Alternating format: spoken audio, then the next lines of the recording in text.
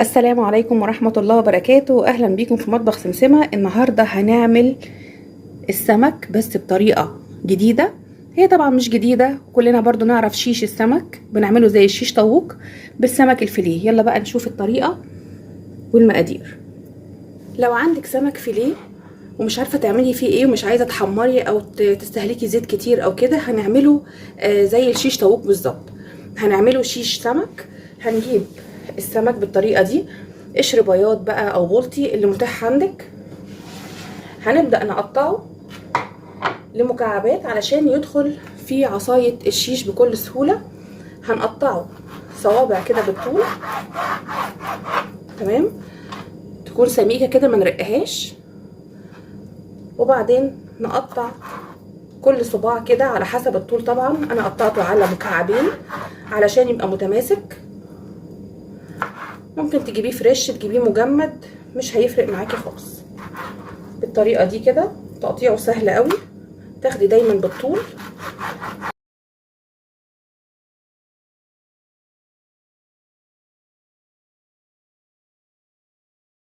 ابدا بقى اعمل التتبيله بتاعتي. عندي تقريبا كده 5 أو 6 فصوص من الثوم المفرومين ناعم. هنزل عليهم بمعلقه كبيره من الخردل او المستردة، وهنزل عليهم برضو بربع كوبايه من الليمون. ممكن تحطي نص ليمون ونص خل زي ما تحبي. وعندي التوابل بتاعه السمك. عندي هنا معلقه كبيره من الكمون، معلقه صغيره من الكزبره الناشفه، معلقه صغيره خالص ممسوحه من البابريكا، رشه صغيره من الفلفل الاسود، ملح، ومعلقه صغيره من الكركم. اقلبهم كويس قوي مع بعض وانزلهم على السمك المكعبات بتاعنا اللي احنا عملناه.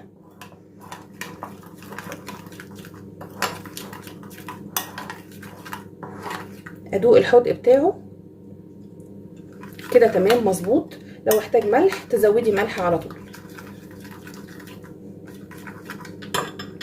نبدأ بقى نجيب البولة الكبيرة بتاعتنا وننزل فيها بقطع السمك اللي احنا قطعناها.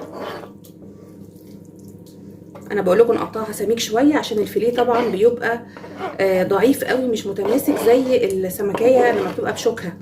عشان كده بقول لكم لما تجيبوه حتى من عند السماك تقولوا له فيليه، بس ما ترقهوش قوي. انت حتى لو عايز تعمليه عادي بالدقيق وتحمريه، تبقي ترقيه بسكينه تكون حاميه قوي.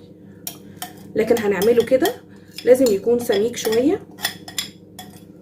ونبدأ بقى نغطي كل السمك ده بالتتبيله. اتاكدت ان كل السمك اتغلف كويس قوي بالتتبيله. هغطيه وادخله التلاجة لمده ساعه على الاقل. عايزه تعمليه من بالليل وتبيتيه يكون احسن. لما السمك ياخد الوقت بتاعه في التتبيله، انا جبت البصل وقطعته زي ما انتم شايفين كده، يعني شرايح سميكه شويه عشان تدخل فيه عصايه الشيش. والفلفل الاخضر لو عندك فلفل الوان يكون احسن برضو. والطماطم تكون سميكه كده علشان ما تتقطعش او تقع في الفرن. هجيب بقى عيدان الشيش طاووق وهبدأ ادخل البصل الاول من ظهره كده، والفلفل والطماطم وقطعة السمك. ممكن احط قطعتين، تمام. وارجع برضو اعمل تاني البصل والفلفل والطماطم. وطبعا مجهزة عندي الصينية وفاتحة الفرن على درجة حرارة عالية، لان هو ما بياخدش وقت خالص في الفرن.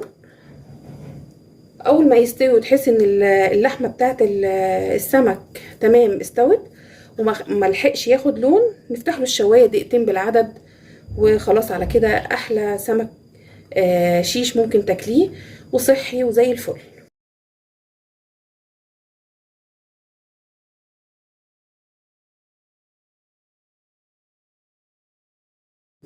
بالطريقه دي كده. وبجيب الصينيه بتاعتي وبحطهم كده، او لو العيدان شيش طويله او اللي هي الكبيره او عاملاها على اسياخ هتثبتيها بالطريقه دي كده، تمام. هعمل الكميه ونشوف التسويه ازاي. عملنا الكميه اهي، وهبدا قبل ما ادخلها الفرن احط عليها رشه بسيطه كده من الزيت وادخلها على رف اوسط وتكون درجه الحراره عاليه، واول ما تستوي اديها لون كده على الشوايه. طلعنا الشيش بتاعنا من الفرن اهو، شايفين اللون بقى والجمال. يا رب الحلقه النهارده من مطبخ سمسمه تكون عجبتكم، وتابعوني في حلقات جايه كتير. باي باي.